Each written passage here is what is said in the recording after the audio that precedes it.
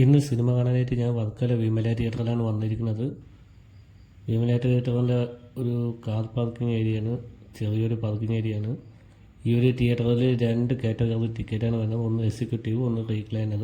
റീക്ലൈനർ 350ഉം executive 150ഉമാണ്. നമ്മൾ first തിയേറ്ററിലോട്ട് കയറി വരുമ്പോഴത്തേക്ക് കാണുന്ന ഒരു ലോബിയും കഫ്റ്റേരിയയാണ്. അതിൻ്റെ തൊട്ട് ബാക്ക് സൈഡിലായിട്ടാണ് തിയേറ്ററിനകത്തോട്ടുള്ള എൻട്രി. ലെഫ്റ്റ് സൈഡ്, അതായത് നമ്മൾ കയറി വരുമ്പോൾ ലെഫ്റ്റ് സൈഡിലാണ് ടിക്കറ്റ് കൗണ്ടർ. അത്യാവശ്യം നല്ല നീറ്റായിട്ടുള്ളൊരു കഫ്റ്റേരിയയാണ്.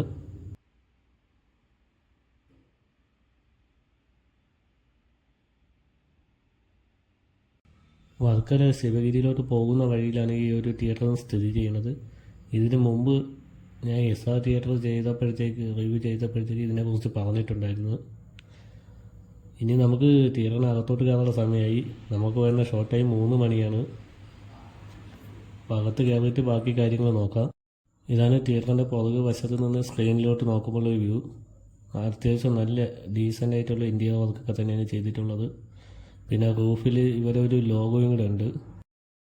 തിയേറ്ററിൻ്റെ 2 സൈഡിലുമായിട്ട് 4 സബ്ബാണ് വെച്ചിട്ടുള്ളത്. തിയേറ്ററിലെ സൗണ്ട് സിസ്റ്റവും പ്രൊജക്ടറും വന്നിട്ട് ഡോൾബി അറ്റ്മോസ് 4K ആണ്.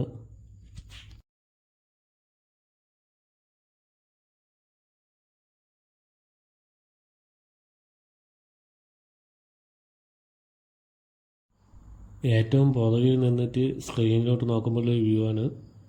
അത്യാവശ്യം നല്ല സീറ്റിംഗ് കപ്പാസിറ്റി ഉള്ള ഒരു തിയേറ്ററാണ്. വലിയൊരു സ്ക്രീൻ തന്നെയാണ് തിയേറ്ററുകാർ പ്രൊവൈഡ് ചെയ്യുന്നത്. ഇനി നമുക്ക് നേരെ ഇവിടുത്തെ റീക്ലൈനർ സീറ്റ് ഒന്ന് നോക്കാം. ചെറിയൊരു പ്രകാശക്കുറവുണ്ട്.